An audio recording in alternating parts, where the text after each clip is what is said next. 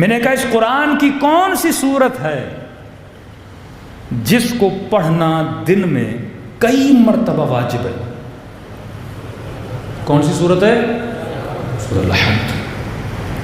کیوں واجب ہے؟ کبھی سوچا؟ صبح سورہ حمد، دوسری رکعت میں سورہ حمد، ظہر کی 4 رکعتوں میں سورہ حمد، مغرب کی 2 رکعتوں میں سورہ حمد، عشاء کی 2 رکعتوں میں سورہ حمد۔ ہے کیا اس حمد میں؟ معصومین فرماتے ہیں تمہاری زندگی کا پورا روڈ میپ ہے، اس میں پورا نقشہ دیا ہوا ہے پروردگار عالم نے سورہ حمد میں۔ اتنا پیارا نقشہ، یہاں سے اہل بیت بھی نکلتے ہیں، یہاں سے مدد بھی نکلتی، سب کچھ ہے سورہ حمد میں۔ میں آپ کو تفسیر بتا دیتا ہوں سمپل سی۔ کسی بھی مسلم بھائی کو پکڑیے، بٹھائیے، نہ حدیث کی کتاب کھولنے کی ضرورت ہے، نہ روایت میں جانے کی ضرورت ہے، اسی سورہ حمد میں سب کچھ ثابت ہو جائے گا۔ ایشو یہ ہے کہ ہم پڑھتے نہیں ہیں نا۔ کیوں ہم کسی حدیث کی طرف جائیں؟ جب بات سمجھ میں نہ آئے، مثلاً کہا اقیم الصلاۃ، پتہ چل گیا نماز قائم کرنی، اب کیسے کرنی ہے یہ ہم پھر حدیث میں جائیں گے۔ لیکن سورہ حمد میں اتنی وضاحت ہے پروردگار عالم کی طرف سے کہ پورا قرآن تجھے تب سمجھ میں آئے گا جب تجھے سورہ حمد سمجھ میں آئے گی، تب تک پورا قرآن بھی تو سمجھ میں نہیں آئے گا۔ اب ہر مسلمان پریشان ہے، میں ہدایت کس سے لوں؟ ہادی کون ہے؟ میرے وجود کو کون جانتا ہے؟ میں اپنی روح کی اگر راستہ پوچھوں زندگی بسر کیسے کرنی ہے، وہ کون سا ڈاکٹر ہے جس کے پاس جاؤں اور مجھے میری زندگی کا علاج ملے؟ آ جاؤ سورہ حمد میں۔ اب تھوڑی دیر کے لیے اپنے ذہنوں کو خالی کیجئے کہ آپ کسی خدا کو بھی مانتے ہیں، آپ شیعہ ہیں، سنی ہیں، جو بھی ہیں، ذہنوں کو خالی کیجئے۔ بس تصور کیجئے کہ آپ پیدا ہوئے ہیں، آپ کو نہیں پتا میں کون ہوں، بس پیدا ہوا ہوں، مجھے بھوک لگتی ہے، کھانا مجھے چاہیے، شادی کی مجھے ضرورت ہے، یہ سارے حیوانی جذبات میرے اندر ہیں۔ اتنا مجھے پتا ہے کہ کائنات کی کوئی بھی چیز بے مقصد نہیں ہے، ہر شے کا کوئی نہ کوئی بنانے والا ہے۔ ود آؤٹ علم اور ود آؤٹ قدرت کوئی چیز بن نہیں سکتی۔ دنیا کو مٹی نے نہیں بنایا کیونکہ مٹی میں شعور نہیں ہے، علم نہیں ہے۔ اینٹ کے پاس کیا علم ہے؟ کوئی نالج نہیں ہے اس کے پاس۔ کوئی چیز بنانے کے لیے نالج کا ہونا ضروری ہے، تصور کا ہونا ضروری ہے۔ کریٹیوٹی تب تک نہیں ہو سکتی جب تک تصور نہ ہو، علم نہ ہو، رنگ نہ ہو، قلم نہ ہو، حرکت نہ ہو، قدرت نہ ہو۔ یہ سب چیزیں جب ہوتی ہیں تب کوئی کسی چیز کو ہم کیا کر سکتے ہیں؟ بنا سکتے ہیں۔ اب میں نے پوری کائنات کو دیکھا، اب میں کسی خدا کو نہیں مانتا، کسی ولی، کسی ہادی، کسی مذہب میں نہیں ہوں۔ اب میرے سامنے سورہ حمد آئی۔ سورہ حمد اللہ کا بھیجا ہوا پیغام ہے، وہ گائیڈ بک ہے جو اس مشین کے ساتھ اللہ نے بھیجی ہے۔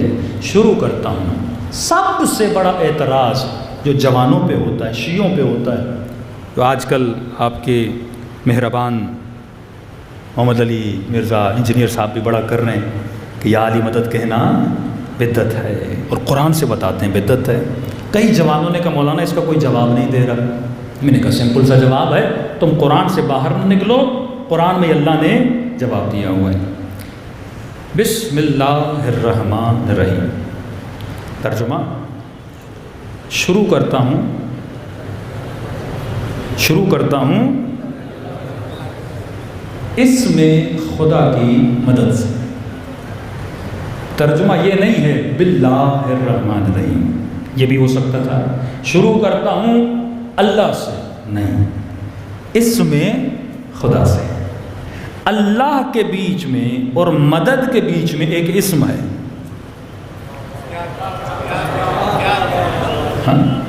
جو یہ کہتے ہیں نا ڈائریکٹ اللہ سے مدد مانگنی چاہیے، آگے خدا خود جواب دے گا۔ اللہ کے بیچ میں اور مدد کے بیچ میں، با مدد کے لیے استعمال ہوتا ہے، با استعانت بولتے ہیں، با اور اللہ کے بیچ میں اسم ہے۔ شروع کرتا ہوں اس میں خدا کی مدد سے، اور میرے چھٹے ماں فرماتے ہیں نحن اسماء اللہ، ہم بھی اسماء خدا ہیں۔ نسبت کس کی طرف ہے؟ اللہ کی طرف ہے۔ چلیے، کون اللہ؟ مجھے کیا پتا، اللہ تو ہی بتا، میں تو تجھے جانتا ہی نہیں، میں تو پیدا ہوا ایسے سمجھے چوزا انڈے سے نکلا، انڈے سے اس کو کیا پتا مرغی کیا ہوتی ہے، میں بھی دنیا میں آیا، مجھے کیا پتا کون اللہ؟ کہتے گھبرا نہیں، میں خود بتاتا ہوں۔ الرحمن الرحیم۔ میری دو صفات ہیں، ایک صفت ہے کہ میں رحمان ہوں، ایک صفت ہے کہ میں رحیم ہوں۔ رحمان اور رحیم میں فرق کیا ہے؟ حالانکہ دونوں رحمت سے نکلے ہیں، کہ ایک میں رحمان ہوں مطلب رحیم ہوں، مطلب ایک میری رحمت عام ہے، جرنل ہے، سب کے لیے، حیوان چرند پرند جتنی بھی کائنات ہے سب پہ میری رحمت ہے۔ مطلب جب بادل برستے ہیں، میں بادلوں کو یہ نہیں کہتا کہ علی والے کے گھر میں برسنا، دشمن علی کے گھر میں نہ برسنا، رحمت عام ہے، جب یہ آئیں گے سب کے اوپر برسیں گے۔ دوسرا، میری رحمت خاص ہے، میں ہر کسی کو نبی نہیں بناتا، میں ہر کسی کو علی نہیں بناتا، میں ہر کسی کو سیدۃ النساء العالمین نہیں بناتا، میں ہر کسی کو باب مدینۃ العلم نہیں بناتا، میں ہر کسی کو سیدہ شباب اہل جنت نہیں بناتا۔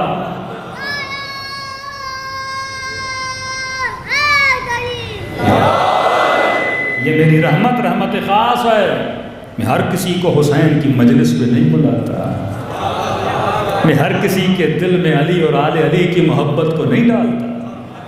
یہ رحمت کیا ہے؟ خاص ہے۔ اچھا خدا ہے، تو عام رحمت بھی کرتا ہے، خاص رحمت بھی کرتا ہے، میں کیا کروں؟ کہ بولو الحمدللہ رب العالمین، شکر ہے خدا کا، کیونکہ وہ تیرا رب ہے۔ شکر کی بھی وجہ ہونی چاہیے۔ آپ مجھے پانی کا گلاس دیں گے، بولوں گا تھینک یو۔ آپ مجھے کھانا دیں گے، بولوں گا آپ کا شکریہ، آپ نے کھانا کھلایا۔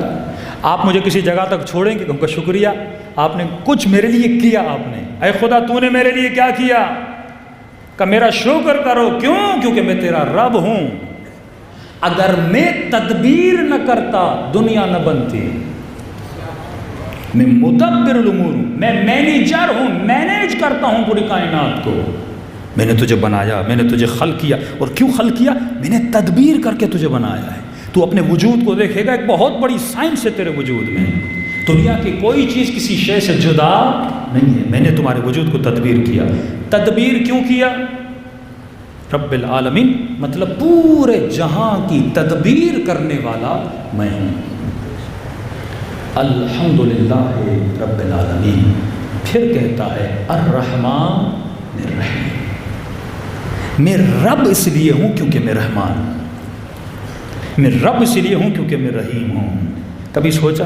میرے مولا فرماتے ہیں 9 مہینہ یہ ماں بچے کو پیٹ میں رکھتی ہے، پیدا ہوتا ہے ماں کو تکلیف دیتا ہے، 9 مہینہ پیٹ میں ہوتا ہے، تکلیف دیتا ہے، پیدا ہوتے ہی ماں کا خون چوستا ہے، دودھ وہ خون ہے جو دودھ میں بدلا ہے، یہ صرف لے رہا ہے، دے کچھ نہیں رہا۔ بچہ ماں سے صرف لے رہا ہے، اسے دے کچھ نہیں رہا، کہ پھر بھی ماں اس سے محبت کرتی ہے، اس کی گندگی صاف کرتی ہے، اس کے ڈائپرز کو چینج کرتی ہے، ماں کو گھن نہیں آتی، اسے تکلیف نہیں آتی، وہ خوشی خوشی کرتی ہے۔ کہ مولا کیوں؟ کہ اگر وہ ماں کے دل میں رحمانیت کی صفت کو نہ ڈالتا،